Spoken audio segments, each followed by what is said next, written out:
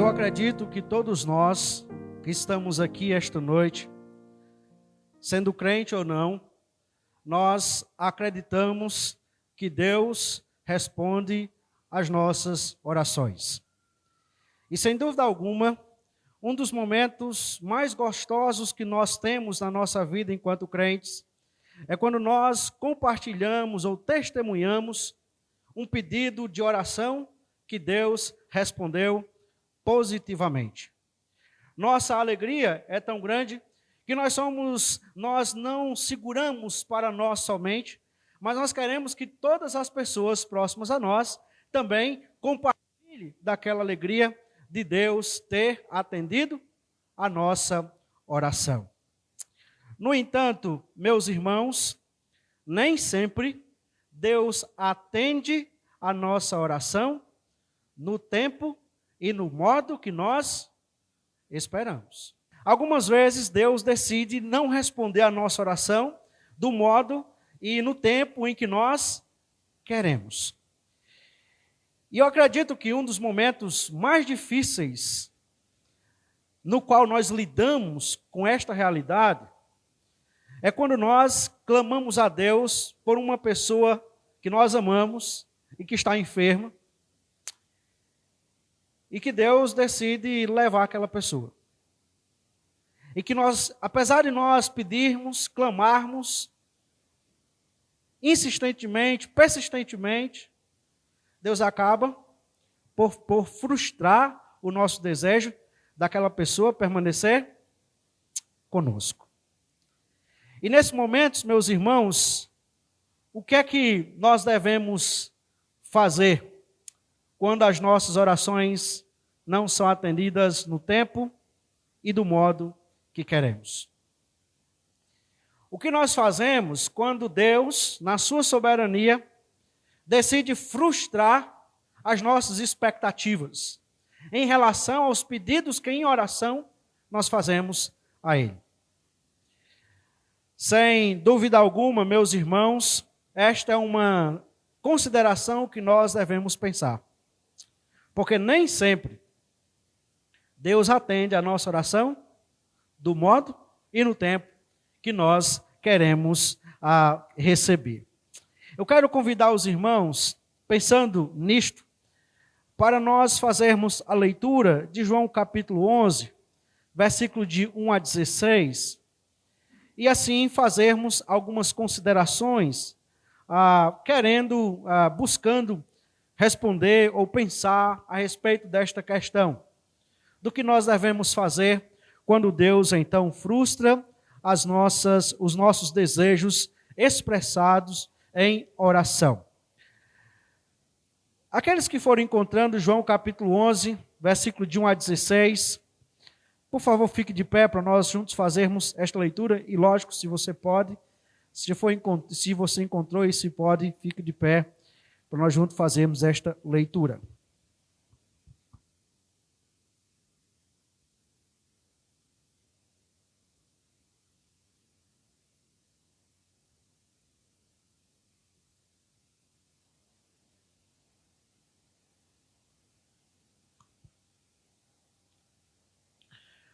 Um homem chamado Lázaro estava doente.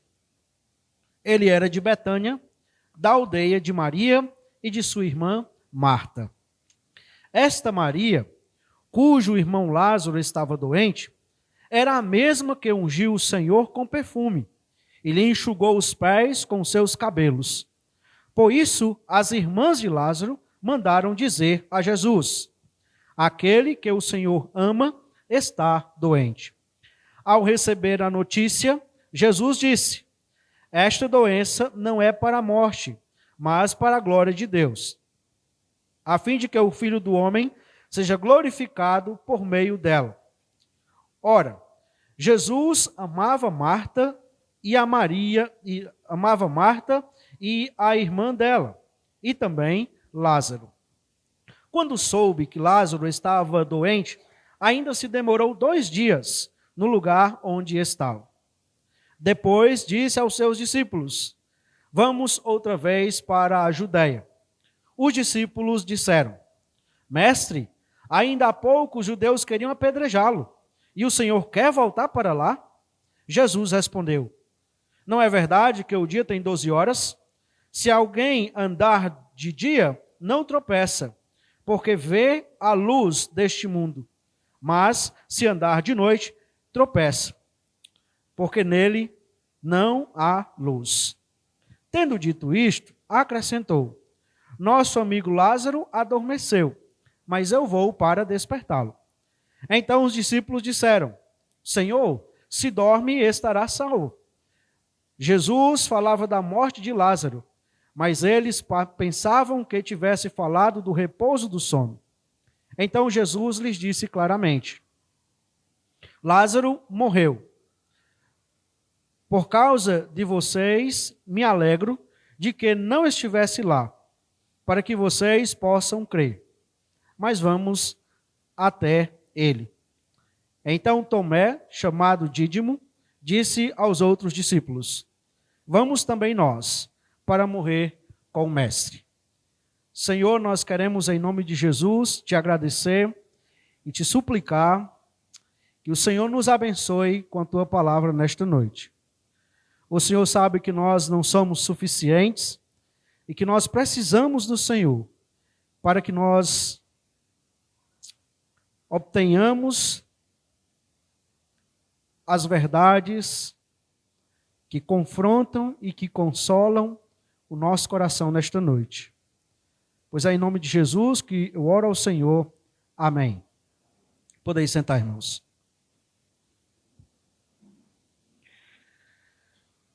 O capítulo 11, meus irmãos, é um dos textos muito importantes na literatura de João. Nós somos informados que o apóstolo João escreve o seu evangelho com um objetivo, digamos assim, duplo. Primeiro, demonstrar que Jesus é o Cristo. Demonstrar que aquele Jesus que está ali na região da Galileia, ele não é só um homem, ele não é só mais um profeta, ele não é só mais um milagreiro, mas ele é o Cristo, ele é o Filho de Deus. E uma vez entendendo que Jesus é o Cristo, João espera que os seus leitores possam crer em Jesus, entregar sua vida a Jesus, receber Jesus como o Senhor e Salvador da sua vida. Esse propósito ele deixa bem claro ao final do seu evangelho. Para alcançar este propósito, João, então, ele seleciona uma série de sinais, que são 7 sinais, que é chamado dentro do evangelho de João, do livro dos sinais. Desde o primeiro sinal do capítulo 2 até o último sinal, que nós começaremos a perceber hoje, que está registrado então no capítulo 11. O capítulo 11, desta forma, ele se destaca em João, não só pelo fato de estar descrito nele o último sinal, mas o sinal também mais glorioso, mais grandioso que nós temos. Porque até agora, Jesus não tem ressuscitado nenhum morto no evangelho de João, mas João registra aqui. Esse capítulo também, ele é importante considerarmos, porque nele contém a 5ª expressão selecionada por João, dita por Jesus, quando ele vai dizer que eu sou a ressurreição e a vida. De modo que o capítulo 11 de João, ele pode ser resumido nesta expressão, como sendo a lição principal. Jesus é a ressurreição e a vida. Jesus é aquele capaz de dar a vida. Uma vida para além daquela que a mulher samaritana buscava. É o Jesus, é o Messias capaz de conceder a vida eterna. É o Jesus capaz de conceder a vida a tal ponto que nem mesmo a morte consegue impedir que ele possa ter vida e que ele possa, então, dar a vida. Mas, para além desta lição principal do capítulo 11, nós temos outras lições que circundam essa lição principal. E nesta noite, nós queremos começar nesses 16 versículos, pensando então sobre esta pergunta: o que fazer quando as nossas orações não são atendidas no tempo e do modo que queremos? Nesse texto do capítulo 11, nós encontramos pessoas que eram servas de Cristo, pessoas que andavam com Cristo, mas que lidam com uma situação que é extremamente difícil para todas as pessoas lidarem. Eles lidam com uma resposta negativa, em primeiro momento, a respeito de Cristo. E eu penso que o próprio Cristo, ele nos orienta sobre as atitudes que nós devemos ter quando as nossas orações não são atendidas no tempo e do modo em que queremos. Daí, eu quero destacar inicialmente que quando isto é uma realidade, quando nós lidamos com as respostas negativas de Deus, nós devemos lembrar que Deus está comprometido primeiramente com a sua glória. Esta verdade nós podemos perceber aí dos versos de número 1 até o verso de número 4. Nos diz o texto que havia um homem chamado Lázaro e estava doente. João, ele então nos diz quem era este Lázaro. Nos diz que ele era da aldeia de Betânia e era irmão de Maria e da sua irmã Marta. Jesus e esta família tinham um relacionamento muito próximo. Talvez quando Jesus ia para aquela região, ele até ficasse na casa deles. A casa de Marta e Maria fosse a casa onde eles recepcionavam então Jesus. Nós somos informados, à luz do capítulo 11, que nos parece que esta família é de boa condição. Ela tem uma boa condição financeira a ponto de receber Jesus, mais os seus 12 discípulos, mais um grupo de mulheres que já acompanhava ele. Isso nos diz, sendo dito por Lucas capítulo 10. Então parece que ela tinha uma boa condição. Essa família era uma família que gozava da intimidade com Jesus. O capítulo 12 nos deixa claro isso, além de Lucas capítulo 10. Mas esta família, então, lida com uma situação que é extremamente complicada. Elas, de repente, se vê com o seu irmão Lázaro doente. E elas, então, buscam Jesus. Diz o texto que, ainda no verso 2, diz que esta Maria, cujo irmão Lázaro estava doente, era a mesma que ungiu os pés do Senhor com perfume e lhe enxugou os pés com seus cabelos. Aqui entenda que quando João escreve o seu evangelho, ele não está escrevendo à medida que as coisas acontecem. João escreve o seu evangelho posteriormente, já para talvez depois do ano 60 por ali, ou naquelas proximidades ali. E João então decide estruturar o seu evangelho para que o seu propósito possa ser alcançado. E é por isso que ele então cita algo que só vai acontecer no capítulo de número 12, na nossa tradução. Mas que, no ministério de Jesus, aconteceu antes desse tempo aqui, que é descrito por João. Nos diz o texto que, diante desta situação complicada, elas mandam um recado curto. Aquele que o Senhor ama está doente. Nós temos aqui um pedido, digamos, urgente. Parece-nos até pelo tom, até o cumprimento da mensagem, né? É algo bem curto, é algo bem urgente. Elas são bem sucintas na sua necessidade. E quando Marta e Maria mandam dizer que Lázaro está doente, elas não estão querendo só que Jesus fique informado de que Lázaro está doente. Elas avisam que Lázaro está doente, esperando que Jesus faça alguma coisa para resolver o problema. Senhor, aquele a quem o Senhor ama está doente. Note que o pedido é um pedido, digamos assim, apelativo. Elas estão apelando para o relacionamento de Jesus com Lázaro. E ela está dizendo, Senhor, aquele que o Senhor ama, ele está doente. Senhor, o ente amado teu está doente, então vem e resolve a situação dele. Vem e cura ele. Vem e atua na vida dele. Senhor, mas talvez não precise nem o Senhor vir, não. Basta apenas uma palavra tua. E a coisa se resolve. E, de fato, nós podemos saber que ali onde Jesus estava, se ele tivesse falado, Lázaro tinha resolvido o problema, né? Mas veja, o texto continua e diz que, ao receber a notícia, Jesus diz, essa doença não é para a morte, mas para a glória de Deus, a fim de que o Filho de Deus seja glorificado por meio dela. A resposta de Jesus, irmãos, gera alguns conflitos. Para nós, que já sabemos como é que é o desfecho da história, isso perde um pouco o gosto, a beleza, o impacto. Porque note que João ele vai criando um enredo, cheio de suspense, cheio de expectativa. Então, para aqueles que estão ouvindo a primeira vez essa história, eles não sabem que no final Lázaro vai ressuscitar. E aí, essa resposta de Jesus começa-se a gerar conflitos. Ora, como é que Jesus ama uma pessoa e Jesus, em vez de atuar para resolver o problema dela, Jesus diz que isso daí é para a glória dele. Isso é para a glória de Deus, a fim de que o Filho de Deus seja glorificado por meio dela. É interessante nós considerarmos, porque pelo menos tem dois sentidos pelos quais a situação envolvendo Lázaro serviria para a glória de Deus e para que Jesus fosse glorificado no Pai. Aqui nós temos o maior sinal.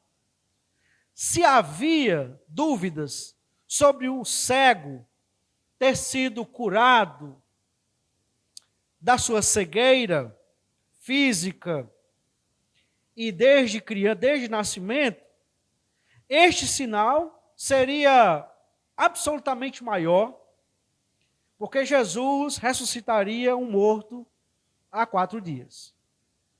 E então, ao contemplar isto, as pessoas então glorificariam a Deus.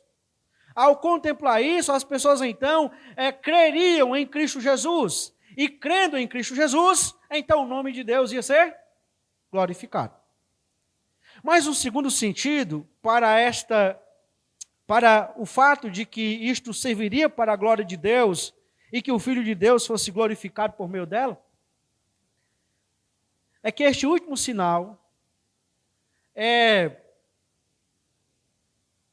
o momento definidor para que Jesus pudesse ser crucificado. É quando Jesus ressuscita Lázaro, que então as autoridades religiosas chegam a um consenso. Não tem mais como a gente segurar esse homem. Nós temos que matar ele. E nós temos que matar ele, temos que matar também aquele que ele ressuscitou. Vamos matar Jesus, vamos matar Lázaro. E é a partir deste momento em que, no decorrer do desenvolvimento do Evangelho de João, que nós vamos perceber que a crucificação de Jesus fica mais presente. Para João, a cruz é o ponto alto aonde a glória de Deus é manifesta. De modo que isto se serviria para a glória de Deus e para que o Filho de Deus fosse glorificado por meio dela, no sentido de que é por causa deste sinal que Jesus então iria para a cruz. É por causa deste sinal que Jesus então morreria, derramaria o seu sangue na cruz. E isto redundaria na glória para Deus e redundaria na glorificação de Jesus por meio disto. De modo que nós devemos lembrar que Deus está comprometido primeiramente com a sua glória. Isso não empolga muito a nós, porque nos parece que o que nós queremos é que Deus esteja preocupado conosco inicialmente, especialmente numa época onde as pessoas acham que o centro do universo são elas. Mas aqui nós somos confrontados de que o centro não somos nós. O centro não são as nossas necessidades. O centro é Cristo. O centro é a glória de Deus. De modo que se os meus pedidos não são atendidos, é porque Deus, em primeiro momento, não está comprometido necessariamente com os meus pedidos. Mas Ele está comprometido com a sua glória. O que é que redundaria numa glória maior para Deus? Jesus chegando lá e ressuscitando Lázaro, morto há 4 dias? Ou Jesus, ao ouvir a resposta desta mulher, dizer, ao ouvir o pedido destas irmãs, dizer, diga a ela que pode ir lá. Lázaro está curado. Como ele fez outrora. Certamente, Jesus ressuscitar um morto há 4 dias, redundaria numa glória maior para ele. Mas, uma segunda atitude que eu penso que nós devemos ter quando nós lidamos com as respostas negativas de Deus, é que nós devemos lembrar que Deus continua nos amando. Esta verdade é repetida 2 vezes no intervalo curto do Evangelho de João. Primeiro, o verso de número 3 vai nos dizer isso, e depois o próprio João afirma isso. Ora, Jesus amava Marta e a irmã dela e também Lázaro. Quando soube que Lázaro estava doente, ainda se demorou 2 dias no lugar onde estava. Aqui, mais uma vez, nós nos defrontamos com um conflito, né? Se Jesus amava Lázaro, por que Jesus ainda se demora 2 dias em Jerusalém? Por que ele se demora 2 dias no lugar onde ele estava ali? Por quê?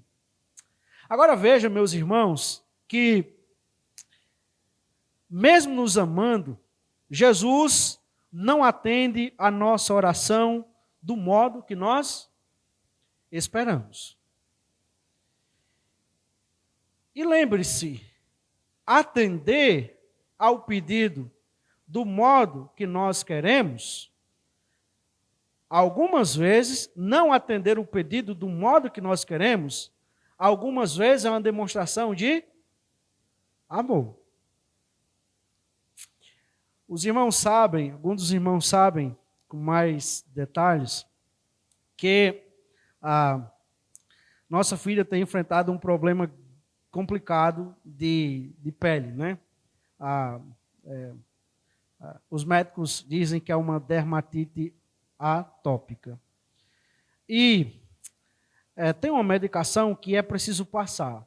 Ela tem 70% do corpo com essa coisa, né? Então é uma medicação que é preciso passar. E, meus irmãos, uma das coisas mais dolorosas é quando vai passar essa medicação. Dolorosa para ele e para a gente. Porque começa a arder, né? Começa a arder e ela começa a querer tirar, ela começa a não querer deixar a gente passar, mas a gente tem que deixar passar. E se você é pai, você deve ter lidado com alguma situação dessa, do tipo, seu filho vai para o médico, tem que colher sangue. Quem é que segura? E você tem que segurar. E em algum sentido, talvez ela até pense, meu pai não me ama, porque ele está deixando eu passar por esse sofrimento. Mas é exatamente o contrário. Você está permitindo que ele passe aquele sofrimento, ou você não está atendendo o pedido que ele faz de você soltar ele, porque você ama ele. Porque você quer o melhor para ele. Note que Jesus faz a mesma coisa. Mas não é só isso, porque o texto nos diz que Jesus se demora ali. E aí, se Jesus não atende a nossa oração do modo, Jesus também não atende a nossa oração no tempo que nós queremos. Mas mesmo assim, Jesus continua nos amando. Entende? E, meus irmãos, eu não estou dizendo que isto é fácil. É extremamente complicado. Você está ali com uma pessoa com dificuldade de saúde, você está clamando ao Senhor, você não é egoísta. Você não está buscando o seu bem, você está buscando o bem da pessoa amada. E você ora e a coisa só se complica. E você fica começando a entrar em conflito. E esses conflitos, irmãos, muitas vezes são perigosos. Mas, em meio a esses conflitos que vêm até nós, advindo do fato de nós sabermos que Jesus nos ama, mas mesmo assim permite que nós lidemos com dificuldades, e ainda que essas dificuldades se agravem, nós precisamos continuar lembrando, nós precisamos continuar crendo que Deus continua nos amando. E é por nos amar que Deus, então, está providenciando, está comprometido com um bem maior para nossas vidas. Deus tem um propósito bem maior para nós do que nos livrar apenas das dificuldades que nós lidamos aqui nesta terra. O propósito de Deus é maior do que isso. E para que este propósito se cumpra, algumas vezes Deus decide não atender às nossas orações. Algumas vezes Deus permite que as adversidades, os problemas, no caso aqui, as enfermidades, até avance. Chegar ao ponto até de perder a vida. Mas Deus faz isso, porque Ele está comprometido com um bem maior para as nossas vidas. E isto é amor. É nós estarmos comprometidos com um bem maior. Ainda que momentaneamente nós tenhamos que nos submeter ou submeter alguém ao sofrimento. Mas apesar disto, Deus continua nos amando. Em meio às respostas negativas de Deus, lembre-se, Deus está primeiramente comprometido com sua glória. Lembre-se que Deus continua te amando. Mas em meio às respostas negativas de Deus, concentre-se em fazer a vontade de Deus. Os momentos em que nós lidamos com as respostas negativas de Deus são momentos bem complicados para nós. E algumas vezes, por causa de pressões que nós sofremos naquele momento, pressão nossa, pressão de outras pessoas, não é? Nós corremos o risco de perder de vista aquilo que é mais importante. Nossas vidas sempre vão lidar com pressões internas e externas. Mas quando nós estamos lidando com as respostas negativas de Deus, essas pressões aumentam. O texto segue.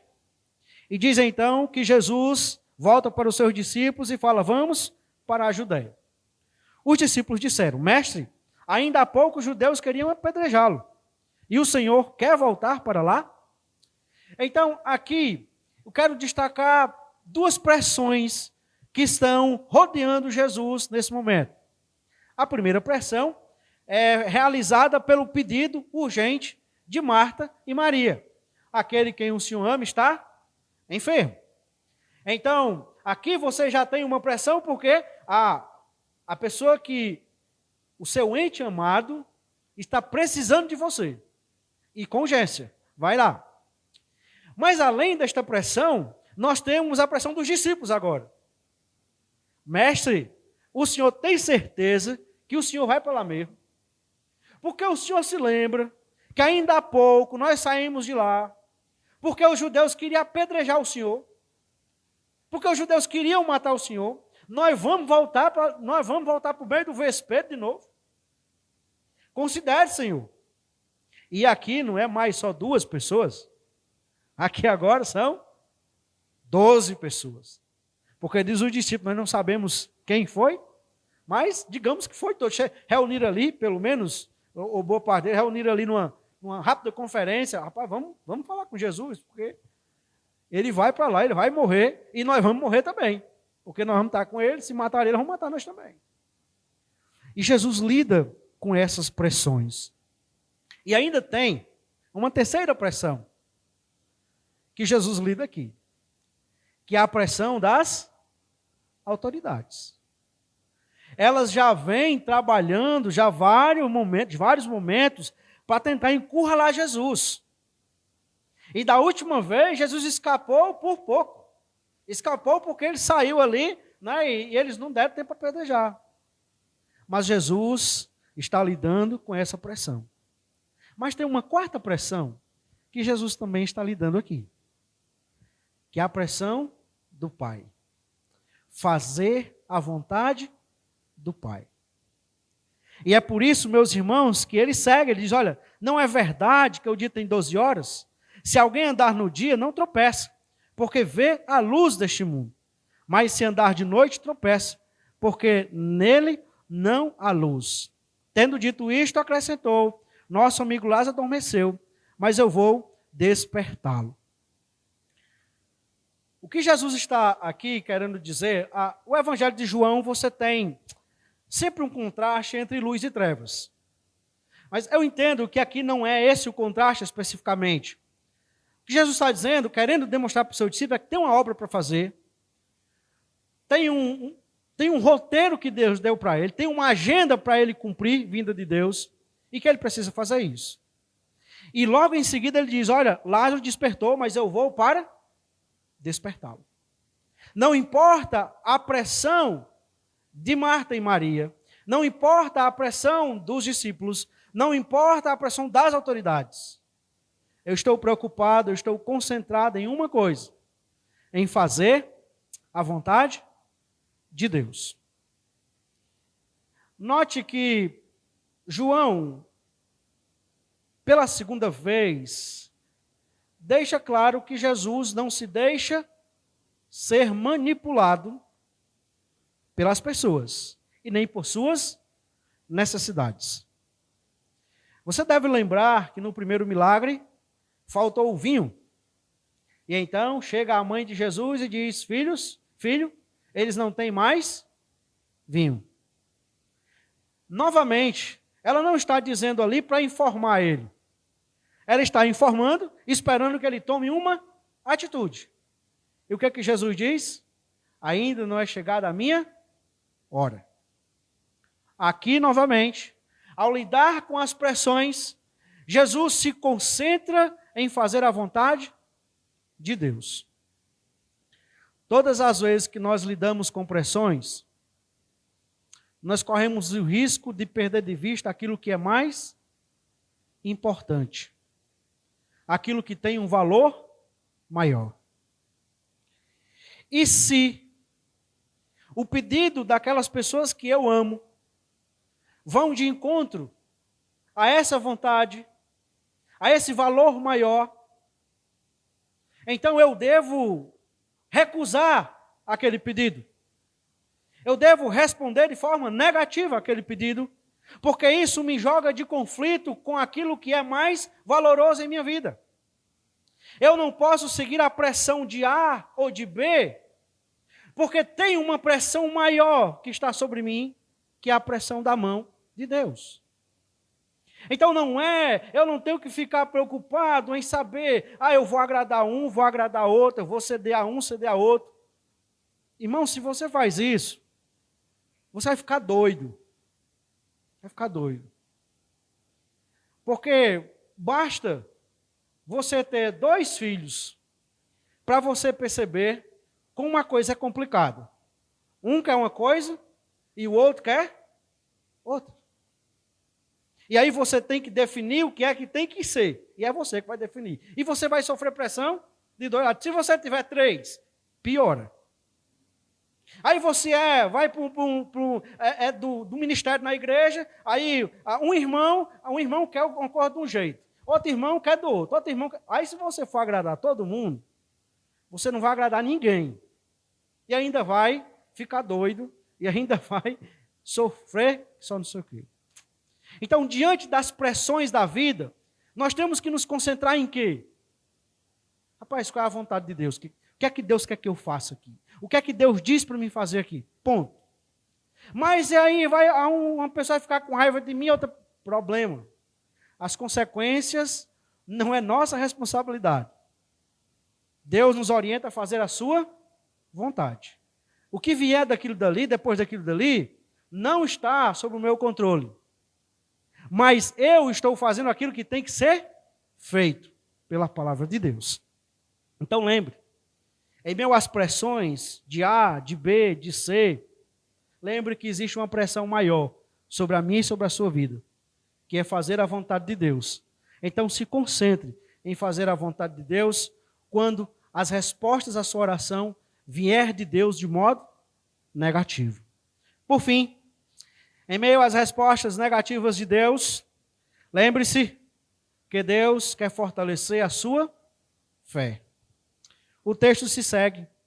Diz no verso 14, então Jesus lhes disse claramente, Jesus diz que Lázaro está, vamos ler do verso 11, eu não li esse texto, então leiamos.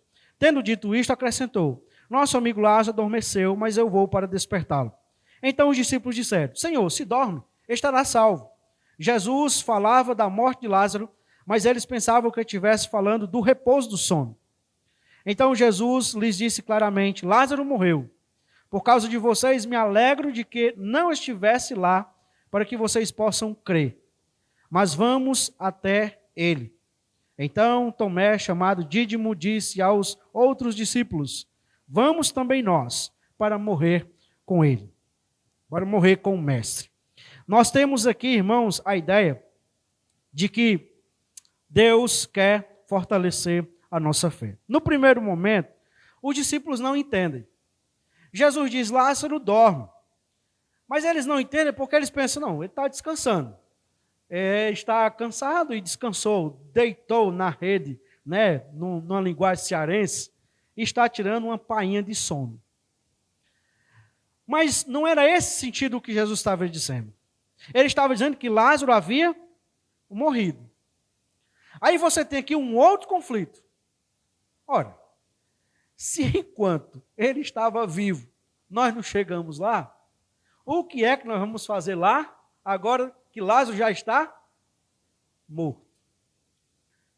Mas aqui, meus irmãos, lembre-se que a fé é um processo. E de que esse fortalecimento envolve crer sem entender todos os detalhes. Os discípulos de Jesus criam nele. O texto diz, para que vocês possam crer. Mas a ideia aqui não é que os discípulos iam crer só quando eles vissem aquilo, porque os discípulos já criam. Você tem discípulos aqui que deixou tudo para seguir a Jesus. Você tem discípulos aqui que criou inimizades por seguir a Jesus. Eles criam. Mas essa fé precisava ser fortalecida. E é por isso que em alguns momentos os discípulos vacilam, porque ainda é uma fé oscilante. Mas, observe, que eles creem sem entender todos os detalhes. Fé é isto. Nós não entendemos tudo em relação à fé. Mas Deus não espera que nós entendamos todas as coisas. E a vida não é assim. Você não crê, você não tem conhecimento de tudo para você crer na coisa. Você crê sem entender todos os detalhes. O que é que acontece num computador desse? Eu só vou começar a utilizar quando eu souber o que é que acontece, quando eu vá aqui na tecla, faz isso, faz aquilo. Eu só vou começar a andar de carro agora quando eu souber o que é que acontece dentro do motor, o que é que vai acontecer lá para gerar, então, a força para o carro sair, para saber como é que a roda ela vai desenvolvendo, como é que é a sua força. Não, você não pergunta isso. Você vai lá, utiliza, e você utiliza sem entender todos os detalhes. Fé é isso. À medida que nós vamos crescendo, é que nós vamos aprendendo mais detalhes. Fé é um processo. Os discípulos sairiam desta ocasião aqui com uma fé mais fortalecida do que eles vinham até aqui. Agora note que fé também envolve lidar com riscos. Nesse processo de fortalecer a fé, nós precisamos ter disposição de nos expor a riscos. E eu penso que aqui tem dois riscos bem claros. Um é pelo próprio Jesus. Nós sabemos que esta será a última vez que Jesus vai para aquela região. dali ele não volta mais. É desta viagem que Jesus está fazendo agora, que vai para a aldeia de Betânia, depois vai para Jerusalém, e lá em Jerusalém é crucificado e morto. Jesus estava consciente deste risco, mas para fortalecer a fé dos seus discípulos, ele se expõe aos riscos. Mas tem outra aqui também, que é chamado de Tomé. A gente sempre diz que Tomé é incrédulo, mas aqui Tomé é um homem corajoso, né? Vamos nós também para morrer com ele. Tomé é chamado Dídimo, né? Que é a expressão usada para o irmão gêmeo. Então, Tomé tinha um irmão gêmeo, a gente não sabe quem era, o Evangelho não explica, mas essa é a ideia, né? Usada para descrever alguém que tinha um irmão gêmeo. Então, ele diz, vamos também nós para morrermos com ele. A fé envolve coragem para andar com Jesus. E, em certo sentido, Tomé acertou aqui, certo? Porque é desta viagem aqui que Jesus vai morrer e que os discípulos também irão morrer. É lógico que mais lá na frente e tudo mais. Mas lembra disso. A fé envolve correr riscos e ter coragem para andar com Jesus. De modo que no processo de fortalecimento da nossa fé, em meio às respostas negativas de Deus, nós precisamos crer sem ter todos os detalhes, mas nós precisamos nos dispor para lidar com os riscos e andar corajosamente com Jesus. Fecha-se essa primeira cena desta história que nós temos no capítulo 11, e aí, Deus permitindo, na próxima oportunidade, nós seguiremos com as outras cenas em relação a este momento aqui. Eu quero concluir, irmãos, fazendo algumas aplicações para nós considerarmos. A primeira delas é que Deus tem propósitos maiores do que nos livrar dos sofrimentos nesta terra. Lembre disso. Enquanto nós estivermos aqui nesta terra, nós lidaremos com sofrimentos. E sofrimentos que muitas vezes vão chegar até nós e vão avançar, vão crescer, vão piorar ainda mais. Mas lembre-se, Deus tem propósitos maiores do que nos livrar dos sofrimentos desta terra. O maior sofrimento que você pode ter na sua vida é ir para uma eternidade sem Deus. E todas as vezes que nós lidarmos com os sofrimentos da vida, lembre-se, não existe mais para aquele que é ovelha de Cristo a possibilidade dele passar uma eternidade de sofrimento. Porque Cristo já cuidou para resolver isso. E o propósito maior de Deus é nós sermos conformados à imagem do seu Filho, como diz Romanos capítulo 8. E que para alcançar esse propósito, todas as coisas vão contribuir para o nosso bem. Inclusive, o sofrimento com os quais nós lidamos. Por mais que seja difícil de nós lidarmos com ele. Mas lembre-se, Deus tem propósitos que vão além da nossa realidade agora. Certo? Em meio às pressões, concentre-se em fazer a vontade de Deus.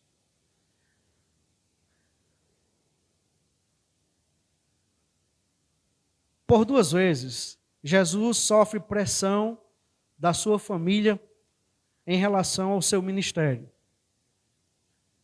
A primeira vez foi em João capítulo 2, como nós já vimos, que a mãe de Jesus pressiona ele para que ele resolva o problema que está acontecendo ali. Mas em outro momento, Jesus está ensinando, e então chega alguém e diz: Senhor, mestre, a tua mãe e os teus irmãos estão lá fora, querendo falar com você. Ele diz: a minha mãe e os meus irmãos são todos que ouvem a minha voz, a minha palavra. o propósito, o alvo de Jesus é fazer a vontade do Pai. Mas para fazer a vontade de Deus, nós precisamos saber qual é a vontade de Deus para as nossas vidas. Algumas situações, a Bíblia deixa claro. A vontade de Deus é essa. É claro, não precisa você pensar. Está lá, é claro. Outras situações demandará você andar com Deus para que o Espírito Santo te oriente qual deve ser a tua condição, a tua posição, a tua decisão e o que é que Deus quer de você naquele momento. Então, lembre, busque saber a vontade de Deus para a sua vida. Nem sempre entendemos porque situações difíceis nos alcançam e se intensificam. Mas apesar de não saber todos os detalhes, precisamos continuar crendo. Continue crendo. A gente não sabe tudo, todos os detalhes. Nós não sabemos. Por que nós oramos pelas pessoas que nós amamos, para que elas sejam recuperadas de saúde e Deus não atende? Por que nós oramos para que Deus cure as pessoas que Ele diz que amou? E Ele não faz isso. Nós não sabemos. Mas apesar disso, crendo que Deus tem propósitos maiores e melhores, crendo que a vontade de Deus é soberana, é boa e agradável e perfeita, nós precisamos continuar crendo. Este livro tem como título O Sorriso Escondido de Deus. E eu já citei várias vezes, em várias mensagens aqui na igreja, alguns trechos deste livro. Ele foi escrito por John Piper e relata a história de 3 homens. John Bunyan, que escreveu O Peregrino, David Bryan e também William Cowper. Esse último, ele foi um homem que lidou com muitas dificuldades em sua vida. Lidou com sofrimentos que eram terríveis e agônicos. Ao tal ponto de que certa noite, morando na Inglaterra, ele chamou um cocheiro para que este lhe conduzisse até uma ponte e lá da ponte ele se jogasse e se suicidasse, porque ele não aguentava mais os seus sofrimentos, que eram demorados e agônicos. Conta-se que o cocheiro o pegou e passou 2 horas andando sem encontrar a ponte. E depois de 2 horas, o cocheiro falou: eu não consigo encontrar a ponte que o Senhor me disse para mim até lá. Agora, o cocheiro seria o que hoje são os taxistas, né, de hoje. Seria uma coisa assim, né, você, numa cidade tem uma ponte e você contratar um taxista para levar lá e ele não saber. Então, William disse: então, você sabe me deixar em casa? Ele disse: sei. Pois então me leve. E quando chegou em casa, ele foi pagar a corrida e o cocheiro disse: não, eu não quero. Eu não quero porque eu não cumpri o propósito pelo qual você me contratou. Ele disse: não, você cumpriu. Você cumpriu exatamente o propósito. Não pelo qual eu lhe contratei, mas o propósito de Deus para a minha vida nesta noite. E chegando em casa, ele então compôs um poema, que eu quero citar para os irmãos aqui, que tem como título: Deus se move de forma misteriosa. E diz assim: Deus se move de forma misteriosa para realizar suas maravilhas. Ele imprime suas pegadas no mar e cavalga sobre a tempestade. Fundo em minas imensuráveis, de habilidade que nunca falham. Ele entesoura seus desígnios brilhantes e opera sua vontade soberana. Vós, santos medrosos, renovai a coragem. As nuvens que tanto temeis são grandes em misericórdia e irromperão em bênção sobre as vossas cabeças.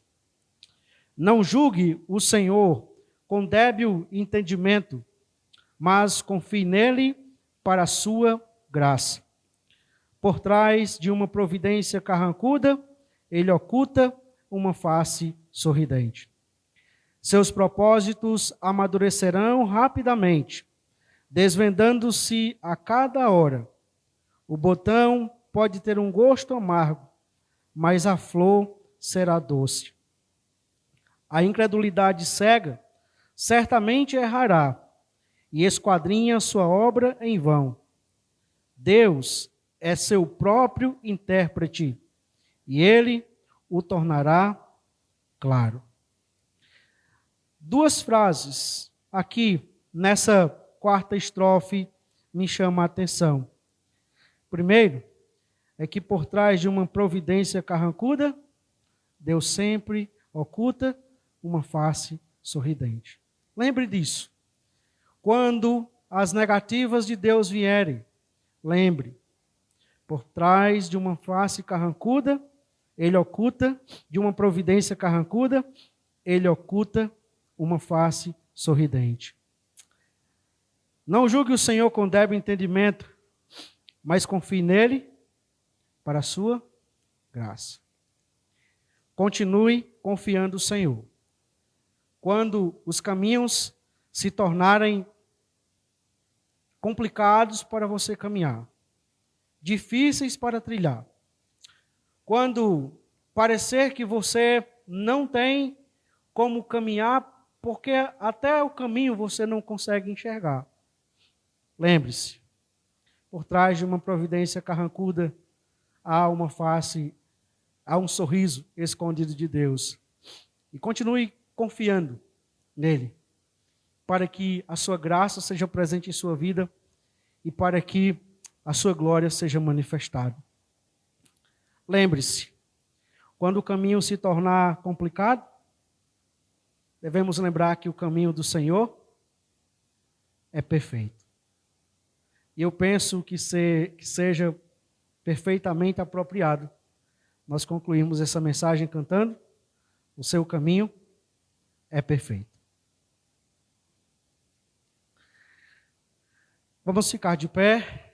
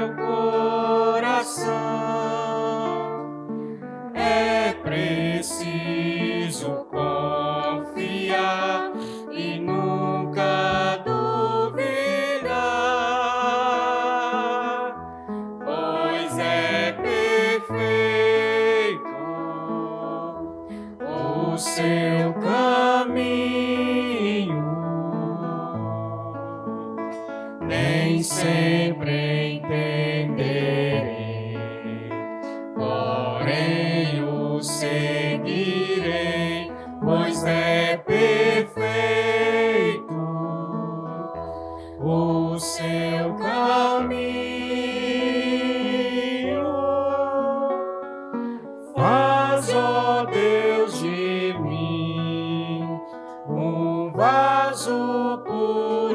sim. Erros Deus não faz, pois me dá paz. Quando fraco me senti e o mundo me oprime, e pesar a minha cruz, crê somente de Jesus.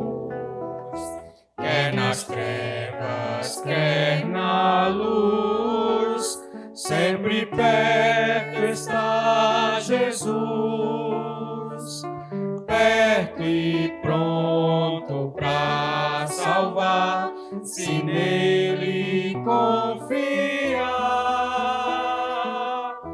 pois é perfeito o seu caminho. Nem sempre entenderei, porém o seguirei, pois é perfeito o seu caminho. Faz, ó Deus, de mim um vaso puro, sim. Erros Deus não faz, pois me dá paz.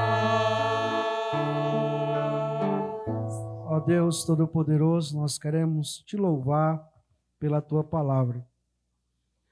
E nós queremos pedir o teu auxílio, ó Deus, em cravar e gravar estas verdades no nosso coração. O Senhor sabe que um dos momentos mais difíceis que nós lidamos na vida é quando nós obtemos do Senhor uma resposta que não nos agrada, uma resposta que não resolve a nossa situação, uma resposta, ó Deus, que não chega no tempo e do modo que nós queremos. Nos ajude a lembrar de que todas as coisas estão a contribuir para a tua glória, inclusive essas situações em nossas vidas. Nos ajude a lembrar, ó Deus, que apesar disso, o Senhor continua nos amando. E que a maior prova do teu amor não é nós sermos livres das situações adversas aqui, mas a maior prova do teu amor foi entregar o teu único filho para sofrer a penalidade dos nossos pecados, que nos condenavam eternamente. Nos ajude a lembrar, ó Deus, de que o Senhor visa fortalecer a nossa fé. E que essas situações, embora nós não entendamos todos os detalhes, atuam e contribuem para que nós sejamos formados à medida da estatura de Cristo, para que Cristo seja formado em nós. E que por isso, ao lidar com essas situações, que o Senhor nos ajude a nos manter concentrados na tua vontade para as nossas vidas. E submissos ao Senhor, seguir andando com o Senhor. Às vezes chorando, às vezes nos alegrando, mas certo de que o Senhor caminha conosco em todos os momentos de nossa vida. E assim nós chegaremos à eternidade e viveremos numa realidade livre de todas as intempéries que este mundo tem para nós. E rogamos que até este dia, o Senhor, que é o nosso Deus, nos abençoe e nos guarde. Que o Senhor, que é o nosso Deus e Pai, incline os teus ouvidos para nós. Que o Senhor olhe para as nossas vidas. E que o Senhor, que é o nosso Deus e Pai, nos conduza na tua paz. E que a graça de nosso Senhor Jesus Cristo, o amor que o Senhor tem por nós e por tua glória, e a comunhão do Teu Espírito Santo nos conduza até o dia em que nos encontraremos com o Senhor. E assim estaremos eternamente com o nosso Senhor e Salvador Jesus Cristo, a quem nós rendemos toda a honra, toda a glória, todo o louvor, e no nome de quem nós oramos neste momento. Amém. Podeis sentar. Eu quero só agradecer os meninos do louvor, né? Bem surpresa, mas agradecer por sempre atender a direcionamento do Espírito Santo, né, Eduardo? Após uma oração silenciosa e o pós-lúdio, está encerrado esse culto. Uma boa noite, uma boa semana e que Deus os abençoe.